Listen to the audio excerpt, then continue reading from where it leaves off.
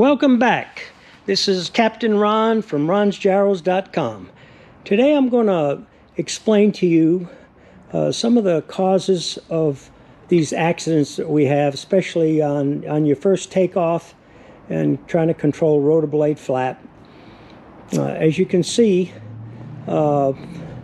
when you get to the center line of the runway and you pre-rotate your rotor blades to the manufacturer's specification, so many RPM, and you always have the Cyclic full forward because you want the rotor disc to be flat, and so it doesn't have to create any drag from the wind coming in on your face.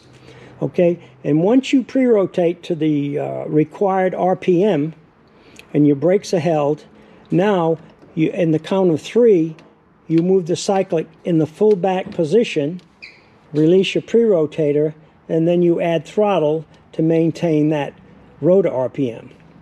As you gain ground speed and airspeed, your rotor speed is going to increase until it gets enough authority to lift the nose up.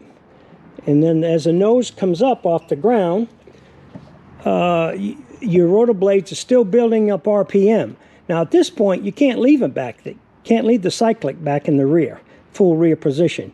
You very slowly you move the Cyclic forward, and then the nose will start lowering down towards the ground. You try to keep the nose wheel off the ground at all times. And then, now, this is the first stage of takeoff. Now, once you move the Cyclic forward, you're going to gain airspeed, but you can't move it too far forward, otherwise you'll flatten the rotor disc out, like I'm showing you. I'm moving the Cyclic too far forward, the nose is going to get down on the ground, and you're going to lose the ability to regain your rotor RPM. So your rotors are going to slow down, or if anything, they won't climb, they won't increase in RPM at this point, because the rotor blades, the disc is too flat, and because your Cyclic is too far forward.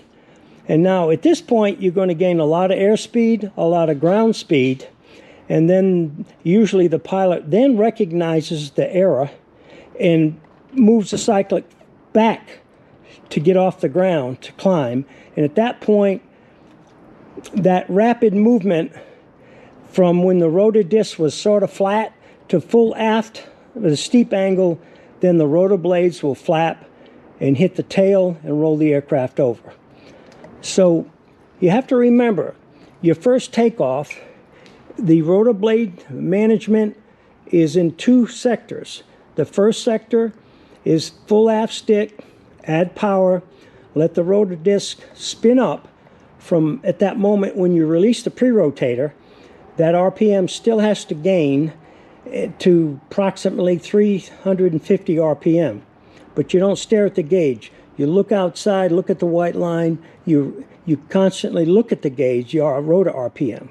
And at that point, when the nose comes up, then you go forward. That's the second stage. When you go forward on the Cyclic, you lower the nose a little bit, you reduce the rotor blade drag, you increase your airspeed, but not to the point where your rotor blades are going to slow down or not gain RPM.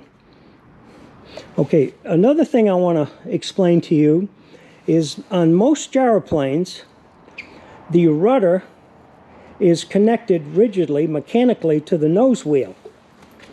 And we're going to tip that back a little bit and illustrate to you that when you move the rudder back and forth, you see the nose wheel. The nose wheel is also moving. And this can be a problem when you're on your takeoff or you're landing in a crosswind, and you got so much left or right rudder, and to compensate for the crosswind, you got to remember that the nose wheel is also pointing in that same direction. So if you allow the aircraft, either on takeoff to come back down on the nose wheel, it's going to jerk the aircraft. And depending on the speed, it could actually upset the aircraft.